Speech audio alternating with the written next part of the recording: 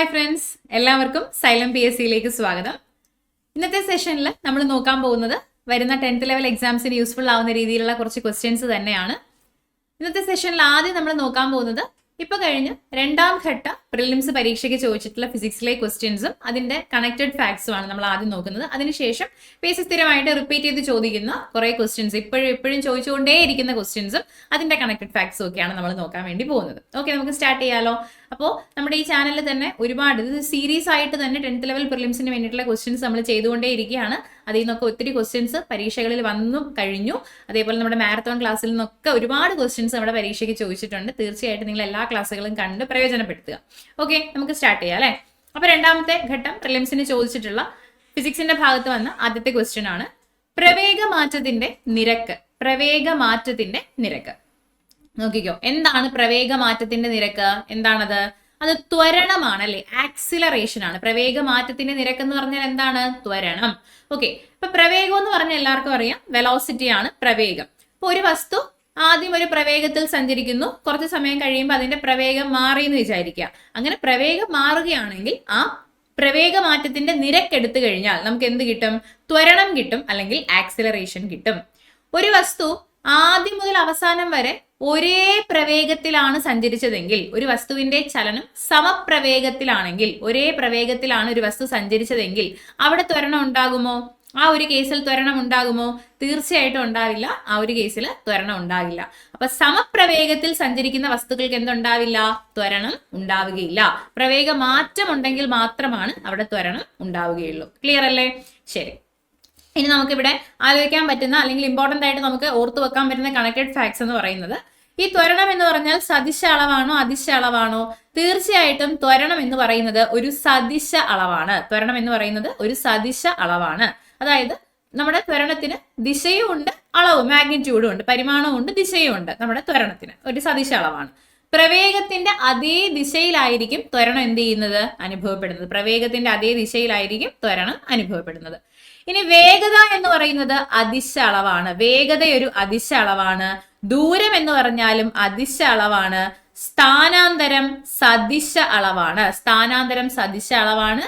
പ്രവേഗവും എന്തളവാണ്? പ്രവേഗവും ഒരു സദിശ അളവാണ്. പ്രവേഗവും ഒരു സദിശ അളവ് ആണ്. ഇനി ത്വരണത്തിന്റെ യൂണിറ്റ് വേണമെങ്കിൽ നമ്മളോട് ചോദിക്കാം. ത്വരണത്തിന്റെ യൂണിറ്റ് എന്താടാ? Metre per second square. Metre per second square ആണ് ത്വരണത്തിന്റെ യൂണിറ്റ്. ഓക്കെ, ഇനി ത്വരണത്തിന്റെ വാല്യൂ നെഗറ്റീവ് ആണ് കിട്ടുന്നതെങ്കിൽ, മൈനസ് വാല്യൂ ആണ് ത്വരണത്തിന് കിട്ടുന്നതെങ്കിൽ, അങ്ങനെ കിട്ടുന്ന നെഗറ്റീവ് ത്വരണം അറിയപ്പെടുന്ന പേരാണ്, നെഗറ്റീവ് ത്വരണം അറിയപ്പെടുന്ന പേരാണ് മന്ദീകരണം അല്ലെങ്കിൽ റിട്ടാർഡേഷൻ. മന്ദീകരണം അല്ലെങ്കിൽ റിട്ടാർഡേഷൻ. നെഗറ്റീവ് ത്വരണം അറിയപ്പെടുന്ന പേരാണ് മന്ദീകരണം അല്ലെങ്കിൽ റിട്ടാർഡേഷൻ. ഈ മന്ദീകരണത്തിന്റെ യൂണിറ്റ് ചോദിച്ചാലും എന്ത് തന്നെയാണ്? മീറ്റർ പെർ സെക്കൻഡ് സ്ക്വയർ തന്നെയാണ്. മന്ദീകരണത്തിന്റെ യൂണിറ്റ് ചോദിച്ചാലും സെയിം ത്വരണം തന്നെയാണ്, ഒരു നെഗറ്റീവ് വാല്യൂ വരും എന്നുള്ളതേ ഉള്ളൂ. മന്ദീകരണത്തിന്റെ യൂണിറ്റ് ചോദിച്ചാലും മീറ്റർ പെർ സെക്കൻഡ് സ്ക്വയർ തന്നെയാണ്. ഇനി ഭൂഗുരുത്വ ത്വരണത്തിന്റെ വാല്യൂ എത്രയടാ? ഭൂഗുരുത്വ ത്വരണത്തിന്റെ value, acceleration due to gravity, ഭൂഗുരുത്വ ത്വരണത്തിന്റെ value G is equal to 9.8 metre per second square ആണ് ഭൂഗുരുത്വ ത്വരണം അല്ലെങ്കിൽ ജിയുടെ വാല്യൂ വരുന്നത്. ഓക്കെ അല്ലേ? അപ്പൊ അത്രയും കാര്യങ്ങൾ അവിടെ ഓക്കെ ആണെന്ന് വിചാരിക്കുന്നു. ഇതെല്ലാം കണക്റ്റഡ് ഫാക്ട്സ് ആയിട്ട് ഇമ്പോർട്ടന്റ് ആയിട്ട് ചോദിക്കുന്ന കാര്യങ്ങളാണ്. പിന്നെ വേണമെങ്കിൽ നമുക്ക് അവിടെ വേഗവും പ്രവേഗവും പരീക്ഷയ്ക്ക് ചോദിക്കാറുണ്ട്. വേഗം ഇസ് ഈക്വൽ ടു എങ്ങനെയാണ് വരുന്നത്? ദൂരം ബൈ സമയം അല്ലെ. വേഗം ഇസ് ഈക്വൽ ടു ദൂരം ബൈ സമയമാണ്. ഇനി പ്രവേഗമാണ് ചോദ്യമെങ്കിൽ പ്രവേഗം ഇസ് ഈക്വൽ ടു സ്ഥാനാന്തരം ബൈ സമയമാണ്. പ്രവേഗം ഇസ് ഈക്വൽ ടു സ്ഥാനാന്തരം ബൈ സമയം ആണ്. ക്ലിയർ അല്ലേ? ഓക്കെ, അപ്പൊ ആ ഒരു കാര്യമായിട്ട് ബന്ധപ്പെട്ട കണക്റ്റഡ് ഫാക്ട്സ് കഴിഞ്ഞു. അടുത്ത് നമ്മുടെ ഈ രണ്ടാം ഘട്ട പരീക്ഷയ്ക്ക് ചോദിച്ച ഒരു ചോദ്യമാണ്, ബലത്തിന്റെ യൂണിറ്റ് ഏത്? ബലത്തിന്റെ യൂണിറ്റ് എന്ത്? എന്താണ് ബലത്തിന്റെ യൂണിറ്റ്? ബലത്തിന്റെ യൂണിറ്റ് ന്യൂട്ടൺ ആണ് അല്ലെ. ബലത്തിന്റെ യൂണിറ്റ് എന്താണ്? ന്യൂട്ടൺ. ന്യൂട്ടൺ ആണ് ബലത്തിന്റെ യൂണിറ്റ്. ഓക്കെ, ഭൂമി ഒരു വസ്തുവിൽ പ്രയോഗിക്കുന്ന ഗുരുത്വാകർഷണ ബലത്തിനെ ആ വസ്തുവിന്റെ എന്തെന്ന് പറയാം? ഭൂമി ഒരു വസ്തുവിൽ പ്രയോഗിക്കുന്ന ഗുരുത്വാകർഷണ ബലമാണ് ആ വസ്തുവിന്റെ ഭാരം. ഓക്കെ, ഭൂമി ഒരു വസ്തുവിൽ പ്രയോഗിക്കുന്ന ഗുരുത്വാകർഷണ ബലമാണ് ആ വസ്തുവിന്റെ ഭാരം. അപ്പൊ ബലത്തിന്റെ യൂണിറ്റ് ന്യൂട്ടൺ ആണെങ്കിൽ ഭാരത്തിന്റെ യൂണിറ്റ് എന്ത് തന്നെയാണ് വരിക? ഭാരത്തിന്റെ യൂണിറ്റും ന്യൂട്ടൺ തന്നെയാണ് വരിക. ഭാരത്തിന്റെ യൂണിറ്റും ന്യൂട്ടൺ തന്നെയാണ് വരിക. ഓക്കെ, മാസിന്റെ യൂണിറ്റ് എല്ലാവർക്കും അറിയാം. മാസിന്റെ യൂണിറ്റ് എന്ന് പറഞ്ഞാൽ കിലോഗ്രാം ആണ് അല്ലെ. ഒരു വസ്തുവിൽ അടങ്ങിയിരിക്കുന്ന ദ്രവ്യത്തിന്റെ അളവാണ് മാസ് എന്ന് പറയുന്നത്. മാസിന്റെ യൂണിറ്റ് കിലോഗ്രാം ആണ്. ഭാരത്തിന്റെ യൂണിറ്റ് ന്യൂട്ടൺ ആണ്. ന്യൂട്ടൺ അല്ലെങ്കിൽ നമുക്ക് പറയാൻ പറ്റുന്ന മറ്റൊരു യൂണിറ്റ് ആണ് കിലോഗ്രാം വെയിറ്റ്. ഓക്കെ, ഭാരത്തിന് നമുക്ക് പറയാൻ പറ്റുന്ന മറ്റൊരു യൂണിറ്റ് ആണ് എന്ത്? Kilogram wait. Okay, kilogram wait. Okay അല്ലേ?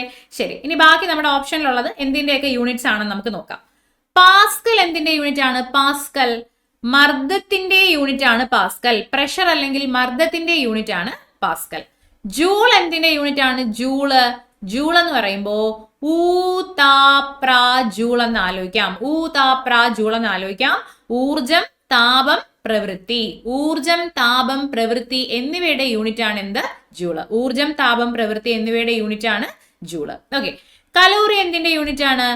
ഊർജത്തിന്റെയും താപത്തിന്റെയും യൂണിറ്റ് ആയിട്ട് നമുക്ക് എന്ത് പറയാടാ? ഊർജത്തിന്റെയും താപത്തിന്റെയും യൂണിറ്റ് ആയിട്ട് നമുക്ക് കലോറീനെ പറയാം. ഊർജത്തിന്റെയും താപത്തിന്റെയും യൂണിറ്റ് ആയിട്ട് നമുക്ക് എന്തിനെ പറയാം? കലോറിയെ പറയാം. ഓക്കെ, ഇനി അടുത്ത പരീക്ഷയ്ക്ക് ചോദിക്കുന്നതാണല്ലോ, ഒരു കലോറി ഈസ് ഈക്വൽ ടു, ഒരു കലോറി സമം എത്ര ജൂളാണ്? 4.2 ജൂളാണ്. ഒരു കലോറി സമം 4.2 ജൂളാണ്. ഓക്കെ, ഇനി ഒരു കിലോ കലോറി എന്ന് പറഞ്ഞാൽ 1000 കലോറിയാണ് ഒരു കിലോ കലോറി. ഓക്കെ, 1000 കലോറി ചേരുമ്പോഴാണ് എന്ത് കിട്ടുന്നത്? ഒരു കിലോ കലോറി കിട്ടുന്നത് 1000 കലോറി ചേരുമ്പോഴാണ്. അത് നമ്മുടെ പുതിയ ടെക്സ്റ്റ് ബുക്കിലുള്ള പോയിന്റുകളാണ്. ഉറപ്പായിട്ടും നോക്കി വെച്ചിരിക്കണം. ഓക്കെ, ഉറപ്പായിട്ടും നോക്കി വെച്ചിരിക്കണം. ശരി, ഇനി നമ്മുടെ ബലത്തിന്റെ SI യൂണിറ്റ് ന്യൂട്ടൺ ആണെന്ന് നമുക്ക് മനസ്സിലായി. ബലത്തിന്റെ CGS യൂണിറ്റ് എന്താണ്? ബലത്തിന്റെ CGS യൂണിറ്റ് ഡൈൻ എന്നുള്ളതാണ്. ബലത്തിന്റെ CGS യൂണിറ്റ് എന്താണ്? ഡൈൻ ആണ് ബലത്തിന്റെ CGS യൂണിറ്റ്. ഓക്കെ, ഇനി ഈ ഊതാപ്ര ജൂൾ പറഞ്ഞില്ലേ? ഈ ഊർജം, താപം, പ്രവൃത്തി എന്നിവയുടെ SI യൂണിറ്റ് ആണ് ജൂൾ എന്ന് പറയുന്നത് അല്ലെ? ഈ മൂന്നെണ്ണത്തിന്റെയും CGS യൂണിറ്റ് ആണ് ക്വസ്റ്റ്യൻ ചോദിക്കുന്നതെങ്കിൽ അത് എർഗ് ആണ്. എന്താണ്? എർഗ്. അപ്പൊ ഊർജം, താപം, പ്രവൃത്തി എന്നിവയുടെ CGS യൂണിറ്റ് ആണ് ക്വസ്റ്റ്യൻ ആയിട്ട് ചോദിക്കുന്നതെങ്കിൽ എർഗ് ആണെന്ന് ഓർമ്മിച്ച് വെക്കണം. ബലത്തിന്റെ കേസിലാണെങ്കിൽ അത് ഡൈൻ ആണെന്ന് ഓർമ്മിച്ച് വെക്കണം. ഓക്കെ, ശരി, അപ്പൊ അത്രയും കാര്യങ്ങൾ ക്ലിയർ ആണ്. അവിടെ ഓക്കെ ആണ്. നെക്സ്റ്റ് ക്വസ്റ്റ്യനിലോട്ട് നമുക്ക് പോകാം. ഒരു വസ്തുവിന് അതിന്റെ ചലനം കൊണ്ട് ലഭ്യമാകുന്ന ഊർജമാണ് എന്താണ്? നമ്മൾ മാരത്തോൺ ക്ലാസ്സിലും അല്ലാതെ ഒരുപാട് സെഷൻസിലൊക്കെ നമ്മൾ ഒരുപാട് ഡിസ്കസ് ചെയ്തിട്ടുള്ള ക്വസ്റ്റ്യൻ ആണ്. ഒരു വസ്തുവിന് അതിന്റെ ചലനം കൊണ്ട് ലഭ്യമാകുന്ന ഊർജമാണ് എന്തൂർജം? ഗതികോർജം. ചലനം കൊണ്ട് ലഭിക്കുന്ന ഊർജമാണ് ഗതികോർജം. ഓക്കെ, ഗതികോർജം. ചലിക്കുന്ന വസ്തുക്കൾക്കുള്ള ഊർജമാണ് ഗതികോർജം. ഇനി ഒരു വസ്തുവിന് അതിന്റെ സ്ഥാനം കൊണ്ട് അല്ലെങ്കിൽ അതിനനുഭവപ്പെടുന്ന സ്ട്രെയിൻ കൊണ്ട് അല്ലെങ്കിൽ കോൺഫിഗറേഷൻ കൊണ്ട് അല്ലെങ്കിൽ രൂപമാറ്റം കൊണ്ട് ഒരു വസ്തുവിന് ലഭിക്കുന്ന ഊർജമാണ് എന്തൂർജം? സ്ഥിതികോർജം. ഓക്കെ, ഒരു വസ്തുവിന് അതിന്റെ സ്ഥാനം കൊണ്ടോ സ്ട്രെയിൻ കൊണ്ടോ അല്ലെങ്കിൽ കോൺഫിഗറേഷൻ കൊണ്ടോ ഒരു വസ്തുവിന് ലഭിക്കുന്ന ഊർജമാണ് എന്തൂർജം? സ്ഥിതികോർജം. ഓക്കെ, സ്ഥിതികോർജം. ശരി, ഇനി ഈ ഗതികോർജത്തിനെയും സ്ഥിതികോർജത്തിനെയും ചേർത്ത് നമുക്ക് യാന്ത്രികോർജം എന്ന് വിളിക്കാം. ഗതികോർജത്തിനെയും സ്ഥിതികോർജത്തിനെയും ചേർത്തുകൊണ്ട് നമുക്ക് എന്ത് വിളിക്കാം? നമുക്ക് യാന്ത്രികോർജം എന്ന് വിളിക്കാം. ഗതികോർജത്തെയും സ്ഥിതികോർജത്തെയും ചേർത്തുകൊണ്ട് യാന്ത്രികോർജം എന്ന് വിളിക്കാൻ സാധിക്കും. ഓക്കെ അല്ലേ? ഇനി ഗതികോർജം, ചലിക്കുന്ന വസ്തുക്കൾക്കാണ് ഗതികോർജം ഉള്ളതെന്ന് പറഞ്ഞു അല്ലെ? ഈ ഗതികോർജം കാണാനുള്ള ഇക്വേഷൻ എന്താണ്? ഗതികോർജം കാണാനുള്ള ഇക്വേഷൻ ½ mv² ആണ്. ½ mv² ആണ് ഗതികോർജം കാണാനുള്ള ഇക്വേഷൻ. സ്ഥിതികോർജം കാണാനുള്ള ഇക്വേഷൻ എന്താ? സ്ഥിതികോർജം കാണാനുള്ള ഇക്വേഷൻ mgh ആണ്. സ്ഥിതികോർജം കാണാനുള്ള ഇക്വേഷൻ എന്താണ്? mgh. Okay, mgh. ക്ലിയർ ആണല്ലോ? എല്ലാവർക്കും ക്ലിയർ ആണല്ലോ ഇത്രയും കാര്യങ്ങൾ? ഓക്കെ, നെക്സ്റ്റ് ക്വസ്റ്റ്യൻ നമുക്ക് നോക്കാം. താഴെ തന്നിരിക്കുന്നവയിൽ ഗ്രീൻ എനർജി അല്ലാത്തത് ഏത്? താഴെ തന്നിരിക്കുന്നവയിൽ ഗ്രീൻ എനർജി അല്ലാത്തത് ഏത്? എന്താണ് ഗ്രീൻ എനർജി? ഈ ഗ്രീൻ എനർജീനെ നമുക്ക് ക്ലീൻ എനർജി എന്ന പേരിലും വിളിക്കാം. ഗ്രീൻ എനർജീനെ നമുക്ക് ക്ലീൻ എനർജി എന്ന പേരിലും വിളിക്കാം, അല്ലെങ്കിൽ ഹരിതോർജം എന്ന് വിളിക്കാം. എന്ത് വിളിക്കാം? ഹരിതോർജം. ഓക്കെ, ഹരിതോർജം. അപ്പൊ ക്ലീൻ എനർജി അല്ലെങ്കിൽ ഹരിതോർജം, ഗ്രീൻ എനർജി അല്ലെങ്കിൽ ക്ലീൻ എനർജി അല്ലെങ്കിൽ ഹരിതോർജം എന്ന് നമുക്ക് വിളിക്കാം. ഇതെന്താന്ന് വെച്ചാൽ അന്തരീക്ഷ മലിനീകരണം ഉണ്ടാക്കാത്ത ഊർജ സ്രോതസ്സുകളെ നമ്മൾ വിളിക്കുന്ന പേരാണ് ഗ്രീൻ എനർജി അല്ലെങ്കിൽ ക്ലീൻ എനർജി അല്ലെങ്കിൽ ഹരിതോർജം. അന്തരീക്ഷ മലിനീകരണം ഉണ്ടാക്കാത്ത ഊർജ സ്രോതസ്സുകളാണ് ഗ്രീൻ എനർജി അല്ലെങ്കിൽ ക്ലീൻ എനർജി അല്ലെങ്കിൽ ഹരിതോർജം. ഈ ഓപ്ഷൻസിലോട്ടൊന്ന് നോക്കിക്കേ. സൗരോർജം അന്തരീക്ഷ മലിനീകരണം ഉണ്ടാക്കുന്നുണ്ടോ? സൗരോർജം ഇല്ല, അന്തരീക്ഷ മലിനീകരണം ഉണ്ടാക്കുന്നില്ല. കാറ്റിൽ നിന്നുള്ള ഊർജം ഉണ്ടോ? അന്തരീക്ഷ മലിനീകരണം ഉണ്ടാക്കുന്നുണ്ടോ? തീർച്ചയായിട്ടും ഇല്ല, അന്തരീക്ഷ മലിനീകരണം ഉണ്ടാക്കുന്നില്ല. ഹൈഡ്രോ ഇലക്ട്രിക് പവർ എന്ന് പറയുമ്പോൾ വെള്ളത്തിന്റെ ശക്തി ഉപയോഗിച്ച് നമ്മൾ കറണ്ട് ഉണ്ടാക്കുന്ന പരിപാടിയാണ് അല്ലേ? അവിടെ അന്തരീക്ഷ മലിനീകരണം ഉണ്ടോ? തീർച്ചയായിട്ടും ഇല്ലല്ലോ. ഇനി അറ്റോമിക റിയാക്ടറുകൾ, ന്യൂക്ലിയർ റിയാക്ടറുകളിൽ നിന്നും ഒരുപാട് റേഡിയേഷൻസും അല്ലാത്ത വസ്തുക്കളും ഒക്കെ പുറന്തള്ളപ്പെടുന്നുണ്ടല്ലേ? അപ്പൊ തീർച്ചയായിട്ടും അന്തരീക്ഷ മലിനീകരണം ഉണ്ടാക്കുന്ന ഒരു ഊർജ്ജ സ്രോതസ്സാണ് അറ്റോമിക റിയാക്ടറുകൾ. അപ്പം അത് എന്തിന്റെ എക്സാമ്പിൾ ആണ്? അത് നമ്മുടെ ഗ്രീൻ എനർജിയുടെ എക്സാമ്പിൾ അല്ല. ഇങ്ങനെ അന്തരീക്ഷ മലിനീകരണം ഉണ്ടാക്കുന്ന ഊർജ്ജ സ്രോതസ്സുകളെ വിളിക്കുന്ന പേരാണ് ബ്രൗൺ എനർജി. എന്താണ് വിളിക്കുന്നത്? ബ്രൗൺ എനർജി എന്ന് വിളിക്കും. അപ്പം ന്യൂക്ലിയർ റിയാക്ടറുകൾ അല്ലെങ്കിൽ അറ്റോമിക റിയാക്ടറുകൾ ബ്രൗൺ എനർജിയുടെ ഉദാഹരണം ആണ്. ഓക്കെ അല്ലേ? നെക്സ്റ്റ് ക്വസ്റ്റ്യനിലോട്ട് പോകാം. നെക്സ്റ്റ് ക്വസ്റ്റ്യൻ, കടലിന്റെ ആഴം അളക്കുന്നതിനുള്ള ഉപകരണമാണ് സോണാർ. ഇതിൽ ഉപയോഗിച്ചിരിക്കുന്ന തരംഗം ഏതാണ്? ഓക്കെ, അപ്പൊ ജലാശയത്തിന്റെ അടിത്തട്ട് അല്ലെങ്കിൽ മത്സ്യക്കൂട്ടത്തിന്റെ സ്ഥാനമൊക്കെ മനസ്സിലാക്കാൻ വേണ്ടി നമ്മൾ ഉപയോഗിക്കുന്ന ഒരു ഉപകരണമാണ് സോണാർ അല്ലേ? Sonar sound navigation and ranging എന്നുള്ളതാണ് സോണാറിന്റെ പൂർണ്ണ രൂപം. Sound navigation, sound navigation, sound navigation and ranging. Okay, sound navigation and ranging. ഈ സോണാറിൽ ഉപയോഗിച്ചിരിക്കുന്ന ശബ്ദ തരംഗങ്ങൾ ഏതാണെന്ന് ചോദിച്ചു കഴിഞ്ഞാൽ അൾട്രാസോണിക് തരംഗങ്ങളാണ്. സോണാറിൽ ഉപയോഗിച്ചിരിക്കുന്ന ശബ്ദ തരംഗങ്ങൾ ഏതാണ്? അൾട്രാസോണിക് തരംഗങ്ങളാണ്. അൾട്രാസോണിക് തരംഗങ്ങളാണ്. നമുക്ക് മനുഷ്യരുടെ ശ്രവണ പരിധി അല്ലെങ്കിൽ നമുക്ക് കേൾക്കാൻ കഴിയുന്ന ശബ്ദത്തിന്റെ ആവൃത്തി എന്ന് പറഞ്ഞാൽ എത്ര തൊട്ട് എത്ര വരെയാണ്? 20 ഹെഡ്സ് മുതൽ 20,000 ഹെഡ്സ് വരെ, അല്ലെങ്കിൽ 20 ഹെഡ്സ് മുതൽ 20 കിലോ ഹെഡ്സ് വരെയാണ് നമുക്ക് കേൾക്കാൻ കഴിയുന്ന ശബ്ദത്തിന്റെ ആവൃത്തി എന്ന് പറയുന്നത്. 20 ഹെഡ്സ് മുതൽ 20,000 ഹെഡ്സ് വരെയാണ്, അല്ലെങ്കിൽ 20 ഹെഡ്സ് മുതൽ 20 കിലോ ഹെഡ്സ് വരെയാണ്. ഓക്കെ, ഈ 20 ഹെഡ്സിൽ താഴെ ആവൃത്തിയുള്ള ശബ്ദം അറിയപ്പെടുന്ന പേരെന്താണ്? 20 ഹെഡ്സിൽ താഴെ ആവൃത്തിയുള്ള ശബ്ദം അറിയപ്പെടുന്ന പേര് ഇൻഫ്രാസോണിക് ശബ്ദം. എന്താണ് അറിയപ്പെടുന്നത്? ഇൻഫ്രാസോണിക് ശബ്ദം. ഇനി 20 കിലോ ഹെഡ്സിന് മുകളിൽ ആവൃത്തിയുള്ള ശബ്ദം അറിയപ്പെടുന്ന പേരെന്താ? 20 കിലോ ഹെഡ്സിന് മുകളിൽ ആവൃത്തിയുള്ള ശബ്ദം അറിയപ്പെടുന്ന പേര് അൾട്രാസോണിക് ശബ്ദം എന്നാണ്. അൾട്രാസോണിക് ശബ്ദം എന്നാണ്. ഓക്കെ, ഭൂകമ്പങ്ങൾ ഉണ്ടാകുന്ന സമയത്ത് ഉണ്ടാകുന്ന തരംഗങ്ങൾ ഏതാണെടാ? ഭൂകമ്പം ഉണ്ടാകുന്ന സമയത്ത് ഉണ്ടാകുന്ന തരംഗങ്ങൾ ഇൻഫ്രാസോണിക് ആണ്. ഭൂകമ്പം ഉണ്ടാകുന്ന സമയത്ത് ഉണ്ടാകുന്ന തരംഗങ്ങൾ ഇൻഫ്രാസോണിക് ആണ്. പ്രീവിയസ് ക്വസ്റ്റ്യൻ ആണ്, ഒരുപാട് വട്ടം ചോദിച്ചിട്ടുണ്ട്. ഓക്കെ, അതേപോലെ ആന, പ്രാവ് മുതലായ ജീവികൾക്ക് തിരിച്ചറിയാൻ കഴിയുന്ന ശബ്ദം ഏതാണെന്ന് ചോദിച്ചാലും ഏതാണ്? അത് ഇൻഫ്രാസോണിക് ശബ്ദമാണ്. ഓക്കെ അല്ലേ? ഇനി അടുത്ത അൾട്രാസോണിക് സൗണ്ട് സോണാറിൽ യൂസ് ചെയ്യുന്ന കാര്യം നമ്മൾ പറഞ്ഞു. അൾട്രാസോണിക് സൗണ്ട് കേൾക്കാൻ പറ്റുന്ന മറ്റ് ജീവികൾ ആരൊക്കെയാണ്? വവ്വാലുകൾക്ക് നന്നായിട്ട് അൾട്രാസോണിക് സൗണ്ട് കേൾക്കാനും പറ്റും, അത് ഉണ്ടാക്കാനും പറ്റും അല്ലെ? വവ്വാലൊക്കെ ഇര പിടിക്കുന്നത് ഈ പറയുന്ന അൾട്രാസോണിക് സൗണ്ട് ഉപയോഗിച്ചിട്ടാണ്. ഓക്കെ, വവ്വാല്, എലി, പിന്നെ നിശാശലഭങ്ങൾ. ഓക്കെ, നിശാശലഭങ്ങൾ ഇവരൊക്കെ അൾട്രാസോണിക് തരംഗങ്ങൾ ഉപയോഗിച്ചിട്ടാണ് എന്ത് ചെയ്യുന്നത്? ഇര പിടിക്കുകയും അത് കേൾക്കാനും ഒക്കെ ഇവർക്ക് സാധിക്കും. ഓക്കെ, അത് കേൾക്കാനും ഒക്കെ ഇവർക്ക് സാധിക്കും. ഇനി ഈ നായ്ക്കളില്ലേ, നായ്ക്കളെ ട്രെയിൻ ചെയ്യിപ്പിക്കാറില്ലേ നമ്മൾ പല കാര്യങ്ങൾക്ക് വേണ്ടി? നായ്ക്കളെ ട്രെയിൻ ചെയ്യിക്കുന്ന സമയത്ത് ഈ നായ്ക്കളെ വിളിക്കാൻ വേണ്ടി ഉപയോഗിക്കുന്ന ഒരു വിസിലാണ് Galton whistle. Okay, Galton whistle നായ്ക്കളെ വിളിക്കാൻ ഉപയോഗിക്കുന്ന വിസിലാണ് ഗാൾട്ടൺ വിസിൽ. ഈ ഗാൾട്ടൺ വിസിലിൽ നിന്നും പുറത്തേക്ക് വരുന്ന ശബ്ദത്തിന്റെ ആവൃത്തി എത്രയാണെന്ന് ചോദിച്ചാൽ 30 കിലോ ഹെഡ്സ് ആണ്, അല്ലെങ്കിൽ 30,000 ഹെഡ്സ് ആണ്. അപ്പൊ ഗാൾട്ടൺ വിസിലിൽ നിന്ന് പുറത്തേക്ക് വരുന്ന ശബ്ദത്തിന്റെ ആവൃത്തി 30,000 ഹെഡ്സ് ആണ്, അല്ലെങ്കിൽ 30 കിലോ ഹെഡ്സ് ആണ്. ഓക്കെ, അപ്പൊ ഇത് അൾട്രാസോണിക് ആണോ ഇൻഫ്രാസോണിക് ആണോ? 20 കിലോ ഹെഡ്സിനേക്കാൾ മേലെ പോയി കഴിഞ്ഞാൽ തീർച്ചയായിട്ടും അൾട്രാസോണിക് ആണ് അല്ലെ? അപ്പൊ 30,000 ഹെഡ്സ് എന്ന് പറയുമ്പോൾ ഉറപ്പായിട്ടും അത് അൾട്രാസോണിക് ആണ്. അപ്പൊ ഗാൾട്ടൺ വിസിലിൽ നിന്ന് വരുന്ന ശബ്ദത്തിന്റെ ആവൃത്തി ചോദിച്ചാൽ എത്രയാണ്? 30 കിലോ ഹെഡ്സ് ആണ്, അൾട്രാസോണിക് ആണ്. അപ്പൊ നായ്ക്കൾക്ക് അൾട്രാസോണിക് സൗണ്ട് കേൾക്കാൻ പറ്റുമല്ലോ? തീർച്ചയായിട്ടും നായ്ക്കൾക്ക് അൾട്രാസോണിക് സൗണ്ട് കേൾക്കാനായിട്ട് സാധിക്കും. ക്ലിയർ? നെക്സ്റ്റ് നോക്കാം, നമുക്ക് നെക്സ്റ്റ് നോക്കാം. ഓക്കെ, 100 ഡിഗ്രി സെൽഷ്യസ് എന്നത് എത്ര ഫാരൻഹീറ്റ് ആണ്? 100 ഡിഗ്രി സെൽഷ്യസ് എന്നത് എത്ര ഫാരൻഹീറ്റ് ആണ്? എത്ര ഫാരൻഹീറ്റ് ആണ് 100 ഡിഗ്രി സെൽഷ്യസ് എന്ന് പറഞ്ഞാൽ? 212 ഡിഗ്രി ഫാരൻഹീറ്റ് ആണ്. ഓക്കെ, 212 ഡിഗ്രി ഫാരൻഹീറ്റ് ആണ് 100 ഡിഗ്രി സെൽഷ്യസ്. ഇവിടെ ജലത്തിന്റെ തിളനില എത്രയാണ്? ജലത്തിന്റെ തിളനില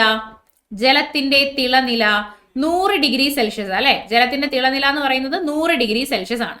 അപ്പോ ഫാരൻഹീറ്റ് സ്കെയിലിലുള്ള ജലത്തിന്റെ തിളനില എത്ര എന്ന് ക്വസ്റ്റ്യൻ ചോദിച്ചു കഴിഞ്ഞാൽ അത് 212 ഡിഗ്രി ഫാരൻഹീറ്റ് ആണ്. ഇനി അത് കെൽവിൻ സ്കെയിലിലേക്ക് നമ്മൾ പറയുകയാണെങ്കിൽ 373 കെൽവിൻ ആയിരിക്കും. 373 കെൽവിൻ ആയിരിക്കും ജലത്തിന്റെ തിളനില. കെൽവിൻ സ്കെയിലിലേക്ക് വരുമ്പോൾ 373 കെൽവിൻ ആയിരിക്കും. ഓക്കെ, 373 കെൽവിൻ ആയിരിക്കും. ശരി, ഇനി നമ്മുടെ 0 ഡിഗ്രി സെൽഷ്യസിന് തുല്യമായ ഫാരൻഹീറ്റിലെ മൂല്യം എത്രയാണെന്ന് ചോദിച്ചാൽ 32 ഡിഗ്രി ഫാരൻഹീറ്റ് ആണ്. എത്രയാണ്? 32 ഡിഗ്രി ഫാരൻഹീറ്റ് ആണ്. കെൽവിൻ സ്കെയിലിൽ ചോദിച്ചാൽ 273 കെൽവിൻ ആണ്. 273 കെൽവിൻ ആണ്. ഓക്കെ, 273 കെൽവിൻ ആണ്. ഇനി പ്രഷർ കുക്കറിലെ ജലത്തിന്റെ തിളനില ചോദിച്ചാൽ നിങ്ങൾ എത്ര പറയും? പ്രഷർ കുക്കറിൽ ജലം തിളയ്ക്കുന്ന താപനില അല്ലെങ്കിൽ ജലത്തിന്റെ തിളനില ചോദിച്ചാൽ എത്ര പറയും? 120 ഡിഗ്രി സെൽഷ്യസ് ആണ്. പ്രഷർ കുക്കറിലെ ജലം തിളയ്ക്കുന്ന താപനില അല്ലെങ്കിൽ പ്രഷർ കുക്കറിലെ ജലത്തിന്റെ തിളനില ചോദിച്ചാൽ 120 ഡിഗ്രി സെൽഷ്യസ് ആണ്. പ്രഷർ കുക്കറിൽ മർദ്ദം വളരെ കൂടുതലല്ലേ, പ്രഷർ കൂടുതലാണ് അല്ലേ? അപ്പൊ മർദ്ദം കൂടുമ്പോൾ ജലത്തിന്റെ തിളനില എന്ത് ചെയ്യും? മർദ്ദം കൂടുമ്പോൾ ജലത്തിന്റെ തിളനില കൂടുന്നു. ഓക്കെ, മർദ്ദം കൂടുമ്പോൾ ജലത്തിന്റെ തിളനില എന്ത് ചെയ്യുന്നു? കൂടുന്നു. ഇനി നമ്മൾ ഉയർന്ന പർവ്വത പ്രദേശങ്ങളിലേക്ക് പോയി എന്ന് വിചാരിക്കൂ. ഉയർന്ന പർവ്വത പ്രദേശങ്ങളിലേക്ക് പോയി. അങ്ങനെ ഉയർന്ന പർവ്വത പ്രദേശങ്ങളിലേക്ക് പോകുമ്പോൾ അവിടെ ആഹാരം പാചകം ചെയ്യാൻ ബുദ്ധിമുട്ടാണ്, അല്ലെങ്കിൽ കൂടുതൽ സമയമെടുക്കും നമുക്ക് ആഹാരമൊക്കെ ഉണ്ടാക്കി എടുക്കാനായിട്ട് പർവ്വത പ്രദേശങ്ങളിലോട്ട് പോകുമ്പോൾ. അതിന്റെ കാരണം എന്താണ്? ഉയർന്ന പർവ്വത പ്രദേശങ്ങളിലേക്ക് പോകുമ്പോൾ അവിടെ മർദ്ദം കുറവാണ്. മർദ്ദം കുറയുമ്പോൾ ജലത്തിന്റെ തിളനിലയും എന്ത് ചെയ്യും? ജലത്തിന്റെ തിളനിലയും കുറയും. അങ്ങനെ ജലത്തിന്റെ തിളനില കുറയുന്നത് കൊണ്ടാണ് അവിടെ ആഹാരം പാചകം ചെയ്യാൻ കൂടുതൽ സമയം വേണ്ടി വരുന്നത് അല്ലെങ്കിൽ ബുദ്ധിമുട്ടാകുന്നത്. ഓക്കെ, അപ്പൊ മർദ്ദം കൂടിയാൽ തിളനില കൂടും, മർദ്ദം കുറഞ്ഞാൽ തിളനില എന്ത് ചെയ്യും? തിളനില കുറയും. ക്ലിയർ ആണല്ലോ? ശരി, ഇനി കേവല പൂജ്യം എന്ന് പറയുന്ന സംഗതി. കേവല പൂജ്യം എന്ന് പറഞ്ഞാൽ എന്താണ്? 0 കെൽവിൻ ആണ്. 0 കെൽവിൻ ആണ് കേവല പൂജ്യം എന്ന പേരിൽ അറിയപ്പെടുന്നത്. ഈ 0 കെൽവിന് സമാനമായ ഡിഗ്രി സെൽഷ്യസിലെ വാല്യൂ ചോദിച്ചാൽ -273.15 ഡിഗ്രി സെൽഷ്യസ് ആണ്. പരീക്ഷയ്ക്ക് ഇപ്പം ഈ 0.15 തരണമെന്ന് നിർബന്ധമില്ല. ചിലപ്പോൾ -273 കെൽവിൻ ഡിഗ്രി സെൽഷ്യസ് എന്ന് മാത്രം തരും. അങ്ങനെ തന്നാലും കുഴപ്പമില്ല, ശരി തന്നെയാണ്. അപ്പൊ കേവല പൂജ്യം എന്ന് അറിയപ്പെടുന്നത് 0 കെൽവിൻ ആണ്, അല്ലെങ്കിൽ -273 ഡിഗ്രി സെൽഷ്യസ് ആണ്. Okay, next question. ഒരു കോൺകേവ് ദർപ്പണത്തിന്റെ വക്രതാ ദൂരം 20 സെന്റിമീറ്റർ ആണെങ്കിൽ അതിന്റെ ഫോക്കൽ ദൂരം ഡാഷ് ആയിരിക്കും. അപ്പൊ വക്രതാ ദൂരത്തിന് പകരം വക്രതാ ആരം എന്ന് പറഞ്ഞാലും ശരിയാട്ടോ. വക്രതാ ആരം എന്ന് പറഞ്ഞാലും ഓക്കെ ആണ്, കറക്റ്റ് ആണ്. അപ്പം ഒരു കോൺകേവ് ദർപ്പണത്തിന്റെ വക്രതാ ആരം അല്ലെങ്കിൽ വക്രതാ ദൂരം R എന്ന അക്ഷരം കൊണ്ടാണ് സൂചിപ്പിക്കുന്നത്. അത് 20 സെന്റിമീറ്റർ ആണ്. R എത്രയാണ്? 20 സെന്റിമീറ്റർ ആണ്. ഓക്കെ, 20 സെന്റിമീറ്റർ ആണ്. അതിന്റെ ഫോക്കൽ ലെങ്ത് അല്ലെങ്കിൽ ഫോക്കസ് ദൂരം കണ്ടുപിടിക്കാനാണ് ചോദ്യം. ഫോക്കൽ ലെങ്ത് അല്ലെങ്കിൽ ഫോക്കസ് ദൂരം കണ്ടുപിടിക്കാനാണ് ചോദ്യം. ഓക്കെ, നമുക്ക് നോക്കാം ഫോക്കൽ ലെങ്ത് അല്ലെങ്കിൽ ഫോക്കസ് ദൂരം എന്താണെന്ന് നമുക്ക് നോക്കാം. നോക്കിക്കോ, അത് എന്താണ്? ഇക്വേഷൻ എന്താണ്? R is equal to 2F അല്ലെങ്കിൽ F is equal to R/2 അല്ലെ? ഒരു ദർപ്പണത്തിന്റെ, ഒരു ഗോളീയ ദർപ്പണത്തിന്റെ വക്രത ആരം എത്രയാണോ അതിന്റെ പകുതി ആയിരിക്കും ഫോക്കസ് ദൂരം. വക്രത ആരം എത്രയാണോ അതിന്റെ പകുതി ആയിരിക്കും ഫോക്കസ് ദൂരം. ഫോക്കസ് ദൂരത്തിന്റെ ഇരട്ടി ആയിരിക്കും വക്രത ആരം. അപ്പൊ തന്നിരിക്കുന്നത് എന്താണെന്ന് നോക്കിയിട്ട് മാത്രമേ ഇരട്ടി എടുക്കണോ പകുതി എടുക്കണോ എന്നൊക്കെ നിങ്ങൾ ചിന്തിക്കാൻ പാടുള്ളൂ. അല്ലാതെ വെറുതെ നിങ്ങൾ ചെയ്യാനായിട്ട് പാടില്ല. Okay, yes. ഇനി നമുക്ക് നോക്കാം. R is equal to 20 centimetre അല്ലേ? അപ്പൊ F is equal to എന്ത് വരും? ഇതിന്റെ പകുതി അല്ലേ വരിക? F is equal to ഇതിന്റെ പകുതി അല്ലേ വരുന്നത്? എത്ര വരും? 10 സെന്റിമീറ്റർ എന്ന് വരും അല്ലെ? F is equal to പകുതിയാണ് വരിക. 10 സെന്റിമീറ്റർ എന്നാണ് നമുക്ക് ആൻസർ വരുന്നത്. ഇനിയിപ്പോ ഇതേ ക്വസ്റ്റ്യൻ തന്നെ നേരെ തിരിച്ച് നമ്മളെടുത്ത് ചോദിച്ചു എന്ന് വിചാരിച്ചോ. ഒരു ദർപ്പണത്തിന്റെ ഫോക്കൽ ലെങ്ത് എന്ന് പറയുന്നത് 20 സെന്റിമീറ്റർ ആണ്. അതിന്റെ വക്രത ആരം എത്ര എന്നാണ് ചോദ്യം ചോദിച്ചെങ്കിൽ എന്ത് ചെയ്യണം? നമ്മൾ R is equal to 2F നമ്മൾ എടുക്കണം അല്ലെ? R is equal to 2F എടുക്കണം. 2 × 20 എടുക്കണം. 40 സെന്റിമീറ്റർ എന്ന് നമ്മൾ എടുക്കണം. 40 സെന്റിമീറ്റർ എന്ന് നമ്മൾ എന്ത് ചെയ്യണം? എടുക്കണം. ക്ലിയർ ആണല്ലോ? മനസ്സിലായി. ഇനി ഒരു കോൺവെക്സ് ദർപ്പണത്തിന്റെ ഫോക്കൽ ലെങ്ത് പോസിറ്റീവ് ആണോ നെഗറ്റീവ് ആണോ? കോൺവെക്സ് ദർപ്പണത്തിന്റെ ഫോക്കൽ ലെങ്ത് പോസിറ്റീവ് ആണ്. ഒരു കോൺകേവ് ദർപ്പണത്തിന്റെ ഫോക്കൽ ലെങ്ത് നെഗറ്റീവ് ആണ്. കോൺകേവ് ദർപ്പണത്തിന്റെ ഫോക്കൽ ലെങ്ത് നെഗറ്റീവ് ആണ്. ഓർമ്മിച്ചു വെക്കണേ. ശരി, അടുത്ത ക്വസ്റ്റ്യൻ. താഴെ തന്നിരിക്കുന്നവയിൽ സമ്പർക്ക ബലം ഏത്? സമ്പർക്ക ബലം ഏതാണ്? എന്താണ് സമ്പർക്ക ബലം അല്ലെങ്കിൽ കോണ്ടാക്ട് ഫോഴ്സ് എന്ന് പറഞ്ഞാൽ? ഇപ്പൊ ഒരു ബലം പ്രയോഗിക്കപ്പെടുമ്പോൾ ആ ബലം പ്രയോഗിക്കപ്പെടുന്ന വസ്തുക്കൾ തമ്മിൽ ഒരു കോണ്ടാക്ട് ഉണ്ടെങ്കിൽ അതിനെയാണ് നമ്മൾ സമ്പർക്ക ബലം അല്ലെങ്കിൽ കോണ്ടാക്ട് ഫോഴ്സ് എന്ന് പറയുന്നത്. പരസ്പരം സമ്പർക്കം ഇല്ലെങ്കിൽ അതിനെയാണ് നമ്മൾ സമ്പർക്കരഹിത ബലം അല്ലെങ്കിൽ നോൺ കോണ്ടാക്ട് ഫോഴ്സ് എന്ന് പറയുന്നത്. എക്സാമ്പിൾ ആയിട്ട് നമുക്ക് കാന്തിക ബലം എടുത്തു നോക്കാം. ഇപ്പൊ ഇതൊരു കാന്തമാണ്. ഈ കാന്തത്തിന്റെ അടുത്തേക്ക് ഞാൻ ഒരു ഇരുമ്പ് കഷ്ണം കൊണ്ടുവന്നാൽ ഉറപ്പായിട്ടും അത് ആകർഷിക്കുമല്ലോ. ഈ കാന്തത്തിന്റെ അടുത്തിങ്ങനെ ഒട്ടിച്ചു വെക്കുമ്പോൾ മാത്രമാണോ നമുക്ക് ആകർഷണ ബലം അനുഭവപ്പെടുന്നത്? ഒരിക്കലും അല്ല. കാന്തത്തിന്റെ അടുത്തോട്ട് കൊണ്ടുവരുമ്പോൾ തന്നെ നമുക്ക് ആ ഒരു വലിവ് അറിയാൻ പറ്റും അല്ലെ, ആകർഷണ ബലം നമുക്ക് അനുഭവപ്പെടും. അപ്പം പരസ്പരം സമ്പർക്കത്തിൽ കോണ്ടാക്റ്റിൽ ഏർപ്പെടുത്താതെ തന്നെ നമുക്ക് ആ ഒരു ബലം അനുഭവപ്പെടും. ഇങ്ങനെ പരസ്പരം കോണ്ടാക്റ്റിൽ വരാതെ തന്നെ ബലം അനുഭവപ്പെടുന്നുണ്ടെങ്കിൽ അതിനെയാണ് നമ്മൾ എന്ത് വിളിക്കുന്നത്? സമ്പർക്ക ബലം എന്ന് വിളിക്കുന്നത്. ഓക്കെ, സമ്പർക്ക ബലം എന്ന് വിളിക്കുന്നത്. അപ്പൊ ഇവിടെ കോണ്ടാക്റ്റിൽ വെക്കാതെ തന്നെ എന്ത് വരുന്നുണ്ട്? കോണ്ടാക്റ്റിൽ വെക്കാതെ തന്നെ അവിടെ ആ ഒരു ബലം അനുഭവപ്പെടുന്നുണ്ട്. ഇങ്ങനെ കോണ്ടാക്റ്റിൽ ഇല്ലാതെ ബലം അനുഭവപ്പെടുന്നുണ്ടെങ്കിൽ നമ്മൾ അതിനെ സമ്പർക്കരഹിത ബലം എന്നാണ് വിളിക്കുക. എന്താണ് വിളിക്കുക? സമ്പർക്കരഹിത ബലം എന്നാണ് വിളിക്കുക. ഓക്കെ, സമ്പർക്കരഹിത ബലം എന്നാണ് വിളിക്കുക. ഓക്കെ അല്ലെ? ഇനി അടുത്തത് ഗുരുത്വാകർഷണ ബലം നമുക്ക് നോക്കാം. തെങ്ങിലൊരു തേങ്ങ നിപ്പുണ്ട്. ആ തേങ്ങേനെ ഉറപ്പായിട്ടും ഭൂമി താഴേക്ക് ആകർഷിക്കുമല്ലോ. ഭൂമി താഴേക്ക് ആകർഷിക്കും അല്ലെ? ആ തേങ്ങയും ഭൂമിയും തമ്മിൽ കോണ്ടാക്ട് ഉണ്ടോ? സമ്പർക്കമുണ്ടോ? തീർച്ചയായിട്ടും സമ്പർക്കമില്ല. അവരുടെ സമ്പർക്കം ഇല്ലാതെ, അവർ തമ്മിൽ കോണ്ടാക്ട് ഇല്ലാതെയാണ് ആ ഒരു ബലം അനുഭവപ്പെട്ടത്. ഇങ്ങനെയുള്ള ബലങ്ങളെ നമ്മൾ വിളിക്കുന്ന പേര് സമ്പർക്കരഹിത ബലം എന്ന് തന്നെയല്ലേ? അപ്പം ഗുരുത്വാകർഷണ ബലവും ഒരു സമ്പർക്കരഹിത ബലമാണ്. കാന്തിക ബലവും സമ്പർക്കരഹിതമാണ്, ഗുരുത്വാകർഷണവും സമ്പർക്കരഹിതമാണ്. ഓക്കെ, അടുത്ത് ഘർഷണ ബലം ആലോചിക്കാം. എന്താണ് ഘർഷണ ബലം? തറയിൽ കൂടെ ഒരു വസ്തുവിനെ ഞാൻ വലിച്ചു നീക്കാൻ വേണ്ടി ശ്രമിക്കുകയാണെന്ന് വിചാരിച്ചോ. തറയിൽ കൂടെ ഒരു വസ്തുവിനെ ഞാൻ വലിച്ചു നീക്കാൻ വേണ്ടി ശ്രമിക്കുകയാണ്. ഇങ്ങനെ വലിച്ചു നീക്കാൻ ശ്രമിക്കുമ്പോൾ ആ വസ്തുവിനും തറയ്ക്കും ഇടയിൽ അനുഭവപ്പെടുന്ന ബലമാണ് ഘർഷണ ബലം അല്ലെ? ഒരു വസ്തുവിന്റെ ചലനത്തിനെ തടസ്സപ്പെടുത്തുന്ന ബലമാണ് ഘർഷണ ബലം. ശരിയല്ലേ?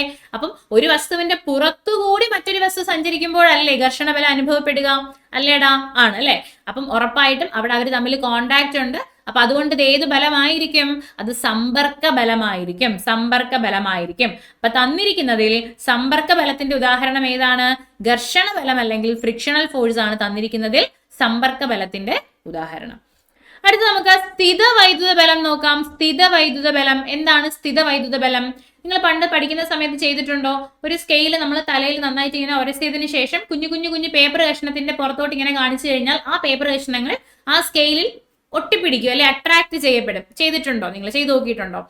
ഇതിൽ കാരണമായ ബലമാണ് സ്ഥിത വൈദ്യുത ബലം. അവിടെ ആ സ്കെയിലും പേപ്പറും തമ്മിൽ നമ്മൾ ഒട്ടിച്ചു വെച്ചോ? കോണ്ടാക്റ്റിൽ നമ്മൾ കൊണ്ടുവന്നോ? ഇല്ല. നമ്മൾ ജസ്റ്റ് അതിനെ പുറത്തോട്ട് കൊണ്ടുവന്നപ്പോൾ തന്നെ ഇത് ചാടി പിടിക്കുകയാണ് ചെയ്തത് അല്ലെ? അപ്പൊ അവർ തമ്മിൽ കോണ്ടാക്ട് ഇല്ലാതെ, സമ്പർക്കം ഇല്ലാതെയാണ് ആ ബലം അനുഭവപ്പെട്ടത്. അപ്പൊ അതും എന്തിന്റെ എക്സാമ്പിൾ ആണ്? സമ്പർക്കരഹിത ബലത്തിന്റെ എക്സാമ്പിൾ ആണ്. അപ്പം കാന്തിക ബലം, ഗുരുത്വാകർഷണ ബലം, സ്ഥിത വൈദ്യുത ബലം ഇതെല്ലാം സമ്പർക്കരഹിത ബലങ്ങളാണ്. ഘർഷണ ബലം സമ്പർക്ക ബലത്തിന്റെ ഉദാഹരണമാണ്. നെക്സ്റ്റ് ക്വസ്റ്റ്യൻ, നെഗറ്റീവ് പ്രവൃത്തിക്ക് ഉദാഹരണങ്ങൾ ഏതെല്ലാം? എന്താണ് നെഗറ്റീവ് പ്രവൃത്തി? എന്താണ് പോസിറ്റീവ് പ്രവൃത്തി? ഇപ്പോ നമ്മൾ ഒരു വസ്തുവിൽ ഒരു ബലം പ്രയോഗിച്ചപ്പോ ഈ വസ്തുവിന് സ്ഥാനാന്തരം ഉണ്ടായി. അത് ഇരുന്ന സ്ഥലത്ത് നിന്ന് മറ്റൊരു സ്ഥലത്തോട്ട് പോയി. നമ്മൾ പ്രയോഗിച്ച ബലവും വസ്തുവിനുണ്ടായ സ്ഥാനാന്തരവും ഒരേ ദിശയിലാണെങ്കിൽ നമുക്കതിനെ പോസിറ്റീവ് പ്രവൃത്തി എന്ന് പറയാം. ഓക്കെ അല്ലേ? ഇനി നമ്മളൊരു വസ്തുവിലേക്ക് ബലം പ്രയോഗിച്ചു. ആ വസ്തുവിനുണ്ടായ സ്ഥാനാന്തരം നമ്മൾ കൊടുത്ത ബലത്തിന്റെ വിപരീത ദിശയിലാണെങ്കിൽ നമുക്ക് പറയാം അവിടെയുള്ളത് നെഗറ്റീവ് പ്രവൃത്തിയാണ്. എന്ത് പ്രവൃത്തിയാണ്? നെഗറ്റീവ് പ്രവൃത്തി ആണ്. നമുക്കിനി അതിന്റെ എക്സാമ്പിൾസ് നോക്കി നോക്കാം. ഒരു വസ്തു താഴേക്ക് വീഴുമ്പോൾ ഗുരുത്വാകർഷണ ബലം ചെയ്യുന്ന പ്രവൃത്തി. ഒരു വസ്തു താഴേക്കാണ് വീഴുന്നത്. ആ വസ്തുവിന്റെ സ്ഥാനാന്തരം താഴേക്കാണ്. എപ്പോഴും ഭൂമി ഒരു വസ്തുവിനെ പിടിച്ചു വലിക്കുന്നത് താഴോട്ട് തന്നെ ആയിരിക്കില്ലേ? എപ്പോഴും ഒരു വസ്തുവിൽ അനുഭവപ്പെടുന്ന ഗുരുത്വാകർഷണ ബലം താഴോട്ട് തന്നെ ആയിരിക്കില്ലേ? തീർച്ചയായിട്ടും ആയിരിക്കും. അപ്പൊ ഇവിടെ ബലത്തിന്റെയും സ്ഥാനാന്തരത്തിന്റെയും ദിശ സെയിം ആണല്ലോ. അപ്പൊ അതെന്ത് പ്രവൃത്തി? പോസിറ്റീവ് പ്രവൃത്തി അല്ലെ? പോസിറ്റീവ് പ്രവൃത്തി. ഒരു വസ്തു ഉയർത്തുമ്പോൾ ഗുരുത്വാകർഷണ ബലം ചെയ്യുന്ന പ്രവൃത്തി. ഒരു വസ്തുവിനെ നമ്മൾ ഉയർത്തുന്നു, മേലോട്ടാണ് നമ്മൾ ഉയർത്തുന്നത് അല്ലെ? ഗുരുത്വാകർഷണ ബലം എപ്പോഴും എങ്ങോട്ട് തന്നെ ആയിരിക്കും? താഴോട്ട് തന്നെ ആയിരിക്കും. അപ്പൊ ബലം താഴോട്ടാണ്, വസ്തുവിനുണ്ടായ സ്ഥാനാന്തരം മുകളിലോട്ടാണ്. അങ്ങനെയാണെങ്കിൽ ഇവിടുത്തെ പ്രവൃത്തി എന്ത് പ്രവൃത്തിയാണ്? പറയൂ. ഓപ്പോസിറ്റ് വന്നു കഴിഞ്ഞാൽ നെഗറ്റീവ് പ്രവൃത്തിയാണ് അല്ലെ? നെഗറ്റീവ് പ്രവൃത്തിയാണ്. ഒരു വസ്തു ചരിവ് തലത്തിലൂടെ താഴേക്ക് നിരങ്ങി നീങ്ങുമ്പോൾ ഘർഷണ ബലം ചെയ്യുന്ന പ്രവൃത്തി. ഓക്കെ, ഇവിടെ ഒരു വസ്തു ഉണ്ട്. ഈ വസ്തുവിനെ ഈ ചരിവ് തരത്തിലൂടെ താഴേക്ക് ഇങ്ങനെ നിരങ്ങി നീങ്ങുകയാണ് ആ വസ്തു. വസ്തുവിന്റെ സ്ഥാനാന്തരം താഴോട്ടാണല്ലോ, ഈ ഡയറക്ഷനിലോട്ടാണ് വസ്തുവിന്റെ സ്ഥാനാന്തരം അല്ലെ. ഇവിടെ ഘർഷണ ബലം ചെയ്യുന്ന പ്രവൃത്തിയാണ് നമ്മുടെ ഓപ്ഷനിൽ വന്നിരിക്കുന്നത്. ഘർഷണ ബലം എപ്പോഴും അനുഭവപ്പെടുന്നത് വസ്തു ഏത് ദിശയിലോട്ടാണോ ചലിക്കുന്നത് അതിന്റെ വിപരീത ദിശയിലായിരിക്കും എപ്പോഴും ഘർഷണ ബലം അനുഭവപ്പെടുന്നത് അല്ലെ. അപ്പം താഴോട്ടാണ് വസ്തുവിന്റെ ചലന ദിശ, അതിന്റെ വിപരീത ദിശ ഓപ്പോസിറ്റ് ദിശയിലായിരിക്കും എന്തുണ്ടാകുന്നത്, ആ ഒരു ഘർഷണ ബലം അനുഭവപ്പെടുന്നത്. അപ്പൊ അത് നെഗറ്റീവ് പ്രവൃത്തിയല്ലേ, രണ്ടും അങ്ങോട്ടും ഇങ്ങോട്ടും അല്ലേ, ഓപ്പോസിറ്റ് സൈഡ് അല്ലേ, നെഗറ്റീവ് പ്രവൃത്തിയാണ്. ക്വസ്റ്റ്യൻ എന്താ ചോദിച്ചിരിക്കുന്നത്, നെഗറ്റീവ് പ്രവൃത്തിക്ക് ഉദാഹരണമാണ് ചോദിച്ചിരിക്കുന്നത്. 2ഉം 3ഉം അല്ലെ, 2ഉം 3ഉമാണ് നെഗറ്റീവ് പ്രവൃത്തിയുടെ ഉദാഹരണങ്ങൾ. 2ഉം 3ഉമാണ്. ക്ലിയർ അല്ലേ? നമുക്ക് അടുത്ത ക്വസ്റ്റ്യനിലോട്ട് പോകാം. മാസ് പകുതിയാകുകയും പ്രവേഗം ഇരട്ടിയാവുകയും ചെയ്താൽ വസ്തുവിന്റെ ഗതികോർജം. ഈ മോഡൽ നമ്മൾ ചെയ്തിട്ടുണ്ട് നേരത്തെയും. ഓക്കെ, ഇത് എങ്ങനെ ചോദിച്ചാലും ചെയ്യാനൊരു സ്പെസിഫിക് ആയിട്ടുള്ള ഒരു മാർഗം, ഒരു മെത്തേഡ് ഉണ്ട് അല്ലെ. എങ്ങനെയാണ് ഇത് ചെയ്യുക? ഇപ്പം നമ്മുടെ ഗതികോർജത്തിന്റെ ഇക്വേഷൻ നിങ്ങൾക്ക് അറിയാം, 12mv² ആണ് ഗതികോർജത്തിന്റെ ഇക്വേഷൻ. ക്വസ്റ്റ്യനില് മാസ് പകുതിയാവുകയും അല്ലെ, മാസ് പകുതിയായി എന്ന് കണ്ടു കഴിഞ്ഞാൽ എം എന്ന് പറയുന്നത് m/2 ആയെന്ന് എടുക്കുക. മാസ് പകുതിയായി എന്ന് പറഞ്ഞാൽ m/2 ആയിട്ട് മാറി എന്ന് എടുക്കുക. ഓക്കെ, പ്രവേഗം ഇരട്ടിയാവുകയും അല്ലെ. പ്രവേഗം എന്ന് പറഞ്ഞാൽ v അല്ലേ, ഇരട്ടിയായി എന്ന് പറഞ്ഞാൽ v2v ആയി എന്നല്ലേ അർത്ഥം, v2v ആയി എന്നല്ലേ അർത്ഥം ആണ്. അപ്പൊ v നമ്മൾ 2v ആയിട്ട് എടുത്തു. എന്നിട്ട് നമ്മൾ ഈ 12mv² എന്ന് പറയുന്ന ഇക്വേഷനിൽ ഇതിനെ ഇട്ട് കൊടുക്കണം. 12mv² എന്ന് പറയുന്ന ഇക്വേഷനകത്ത് നമ്മൾ ഇതിനെ ഇട്ട് കൊടുക്കണം. അതായത് 12 ഇൻറ്റു എമ്മിന് പകരം ഇനി കൊടുക്കേണ്ടത് m/2 എന്നാണ് അല്ലെ. എമ്മിന് പകരം നമ്മൾ കൊടുക്കേണ്ടത് m/2 എന്നാണ്. വിക്ക് പകരം നമ്മൾ കൊടുക്കേണ്ടത് എന്താണ്, 2v എന്നാണ് കൊടുക്കേണ്ടത്. വിക്ക് ഒരു സ്ക്വയർ ഉണ്ടല്ലോ, അപ്പൊ 2v ദി ഹോൾ സ്ക്വയർ എന്ന് എടുക്കുക. 2v ദി ഹോൾ സ്ക്വയർ എന്ന് എടുക്കുക. 12 ഇൻറ്റു m/2 ഇൻറ്റു 2ന്റെ സ്ക്വയർ 4 ആണ്, 4v². Okay, 4v². ഇനി നമ്മുടെ ഒറിജിനൽ ഇക്വേഷനായ 12mv² ഇനി ചെയ്യേണ്ട രീതി ഇങ്ങനെയാണ് കേട്ടോ. എങ്ങനെ നിങ്ങൾ ഇങ്ങനെ കിട്ടിയാലും ചെയ്യേണ്ട രീതി ഇതാണ്. നമ്മുടെ ഒറിജിനൽ ഇക്വേഷൻ ഒരു സൈഡിലോട്ട് മാറ്റിയിടുക. ഇപ്പൊ 12mv² എന്നുള്ളതിനെ ഒരു സൈഡിലോട്ട് മാറ്റിയിടുക. ബാക്കി എന്തൊക്കെയാണുള്ളത് നമ്മൾ നോക്കണം. ബാക്കി ഇതാ എക്സ്ട്രാ, ഇത് നമ്മുടെ ഈ ഹാഫ് എന്ന് പറഞ്ഞാൽ നമ്മുടെ എന്താണ്, ഇക്വേഷനിലുള്ള ഹാഫാണ്. അപ്പൊ അത് അവിടെ കിടന്നോട്ടെ. ഇവിടെ ഇക്വേഷന് പുറമേ ആയിട്ട് ഇവിടെ കിടക്കുന്ന ഒരു സാധനം എന്ന് പറഞ്ഞാൽ ഇവിടെ ഒരു /2 കിടപ്പുണ്ട്, ഇവിടെ ഒരു 4 കിടപ്പുണ്ട്. ശരിയല്ലേ? അപ്പൊ ഈ 4നെയും ഈ /2നെയും നമ്മൾ പുറത്തോട്ട് എടുക്കണം. അപ്പം 4/2 എന്ന് വരും അല്ലെ, 4/2 എന്ന് വരും. അതിനെ കട്ട് ചെയ്യുമ്പോൾ നമുക്ക് 2 എന്നാണ് കിട്ടുക.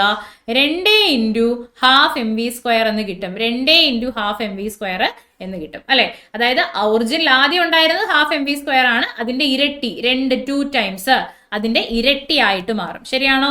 അതിന്റെ ഇരട്ടിയായിട്ട് മാറും. അപ്പൊ ആൻസർ എന്താണ്? ഇരട്ടിയാകുന്നു. മാസ് പകുതിയാവുകയും പ്രവേഗം ഇരട്ടിയാവുകയും ചെയ്താൽ വസ്തുവിന്റെ ഗതികോർജം ഇരട്ടിയായിട്ട് മാറും. ക്ലിയർ അല്ലേ? ഇത്രയും ക്വസ്റ്റ്യൻസ്. അപ്പോൾ കഴിഞ്ഞ നമ്മുടെ രണ്ടാമത്തെ സ്റ്റേജിന്റെ ക്വസ്റ്റ്യൻസും അതോടൊപ്പം തന്നെ നമ്മൾ ബാക്കിയുള്ള കുറച്ച് ഇമ്പോർട്ടൻ്റ് ആയിട്ടുള്ള ക്വസ്റ്റ്യൻസും നോക്കിയിട്ടുണ്ടായിരുന്നു. കണക്റ്റഡ് ഫാക്ട്സ് ഒത്തിരി നമ്മൾ പറഞ്ഞിട്ടുണ്ടായിരുന്നു. അപ്പൊ ഇത് ഈ സീരീസിനകത്തുള്ള എല്ലാ ക്ലാസ്സുകളും കാണുക. ഓക്കെ, നമുക്ക് റിപ്പീറ്റഡ് ആയിട്ട് ഒരുപാട് ക്വസ്റ്റ്യൻസ് വന്നുകൊണ്ടേ ഇരിക്കുകയാണ്. ആ പോയിന്റ്സിനൊക്കെ പ്രാധാന്യം കൊടുത്ത് തന്നെ മുന്നോട്ട് പഠിക്കുക. മാരത്തോൺ സെഷൻസ് ഒക്കെ കാണുക. ഓക്കെ, അപ്പോൾ നെക്സ്റ്റ് ക്ലാസ്സിൽ നമുക്ക് ഇതിന്റെ ബാക്കിയുള്ള ക്വസ്റ്റ്യൻസും ഒക്കെ ആയിട്ട് നമുക്ക് വീണ്ടും കാണാം. അപ്പോൾ okay friends, thank you so much for watching. By.